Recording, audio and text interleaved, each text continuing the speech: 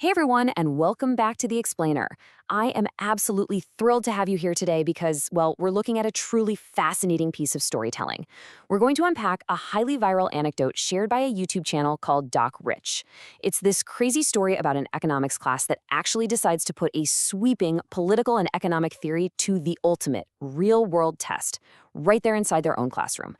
Whether you're super into economics or literally just curious about human behavior, this allegory packs a massive punch when it comes to illustrating exactly how incentive structures work. Now, to really anchor ourselves in this explainer, I want you to think back to your own school days. You know the classic group project, right? You probably remember the exact feeling. Some people do all the heavy lifting, while others, kind of just coast by. Yet at the end of the day, everyone gets the exact same mark on the rubric. Now, I want you to imagine that dynamic and all the extreme frustration it usually brings, applied not just to a random Tuesday afternoon presentation, but to an entire college semester. Every single test, every quiz, every assignment.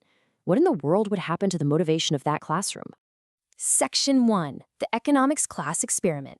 Okay, let's dive into this. So according to the narrative shared by Doc Rich, this whole experiment begins with an economics professor at a local college. And this wasn't just any professor, okay? She had a pristine track record. Over her entire teaching career, she had literally never failed a single student. Not one. That tells us she was probably highly effective, really engaged, and deeply committed to her students' success. But despite this perfect historical record, she recently did the unthinkable. She failed an entire class. Every single student. To understand exactly how a professor goes from a flawless pass rate to failing an entire room, we have to look at the massive debate that sparked this whole thing.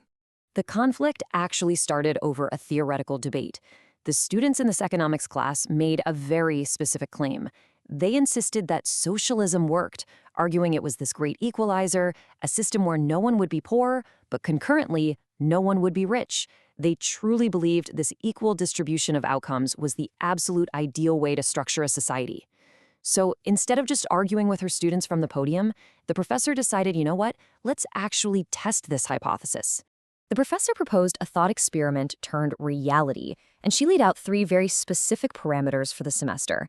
First, she announced that all grades in the class would be averaged together. Second, everyone would receive that exact same average grade, completely regardless of their individual test performance. And third, as a natural mathematical result of this average, she promised that no one would fail, but by that exact same token, no one would receive an A either. The highest highs and the lowest lows were completely wiped out. Well, the class agreed, and the experiment was officially underway. Section 2, Test 1, the B average. Let's see how this execution phase plays out.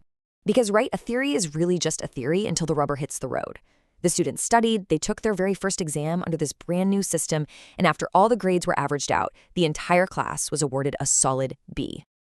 On the surface, a B isn't a bad grade at all, right? It represents above average comprehension. For a class that just completely flipped its grading system upside down, leaning right in the middle upper tier might initially seem like a massive success. But if we look a little closer at the individual reactions inside that room, a massive fracture was already starting to form. And this brilliantly illustrates the immediate psychological divide caused by this new incentive structure. On one side, you had the students who studied hard. They put in the late nights, they read the textbooks, and they were, as you might expect, pretty upset. Their individual effort would have easily earned them an A, but the reward was dragged down by the group. Then, on the flip side, you had the students who studied very little. They were, of course, absolutely thrilled. They put in totally minimal effort, but were boosted up to a B by the hard work of their peers. The great equalizer had worked, for sure, but it instantly created 2 vastly different emotional camps in the room. Section 3, the downward grading spiral. As the semester rolled on toward the second test, the behavioral economics of the classroom completely shifted based on those first results. I really want you to watch how changing the incentives drastically altered student behavior here. Heading into test 2, the students who had originally studied very little realized, hey, we're heavily protected by the group average, so they studied even less. Meanwhile, the students who had previously studied hard felt totally cheated. They looked around, saw their peers getting rewarded for basically doing nothing, and decided, they wanted a free ride too. As a result, the hard studiers completely dropped their effort levels. They decided to study little. The motivation across the entire board essentially evaporated. If we treat this subjective story as objective data, the steep downward trajectory is striking. We start with that initial B on test 1. But by test 2, because the hard workers stopped trying and the minimal workers did even less, the average literally plummeted to a D. By the time that D rolled around, the source notes that absolutely no one was happy. The free ride was officially over. And by test 3, the collective effort had completely bottomed out, resulting in a flat-out F. Mapping out this timeline chronologically, we can see the academic decay happening right in tandem with a psychological breakdown of the classroom. In month 1, we had that split reaction, happy versus upset. By month 2, the harsh realization set in and effort uniformly dropped. And by month 3, heading into that final F grade, it wasn't just the test scores that it tanked. The entire social fabric of the classroom experienced a total breakdown. The channel Doc Rich describes the atmosphere during this third test as incredibly toxic. As the scores failed to improve, the classroom completely erupted into bickering and name-calling. Students cast blame on one another for dragging the average down, and deep, hard feelings developed. But the most critical point of failure was actually this. Absolutely no one would study for the benefit of anyone else. The communal trust was just entirely broken. And so we reached the climax of the narrative.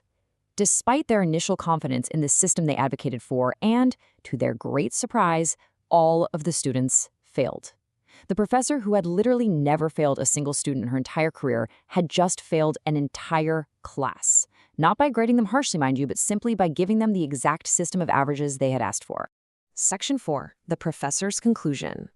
So, the crucial point is, Understanding the why behind this dramatic failure brings us to Doc Rich's final takeaway and the professor's intended lesson. She basically used the smoking ruins of their grade point averages to deliver her final thesis on incentives, stating, "When the reward is great, the effort to succeed is great. This is the absolute foundation of individual motivation.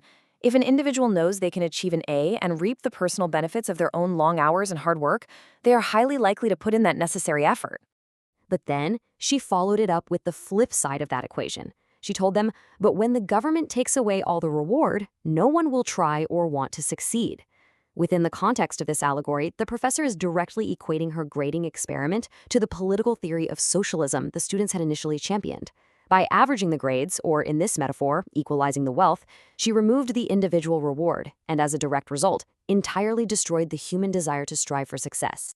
According strictly to the narrative presented by the Doc Rich channel, the ultimate summary of socialism, based entirely on the outcome of this classroom experiment, is simply this: a race to the bottom. Without the incentive of individual reward, the high achievers stop achieving, the low achievers do even less, and the collective output plummets until the entire system just fails. It's a really striking story that forces us to look closely at how rules dictate our behavior. So I'm going to leave you with this final thought to ponder. What does this classroom experiment truly reveal to you about the delicate relationship between shared rewards and human motivation? Does equalizing the outcome always require sacrificing individual effort? It is a fascinating question to consider as you explore the broader worlds of economics and psychology. Thank you so much for joining me for this explainer, and keep asking those big questions.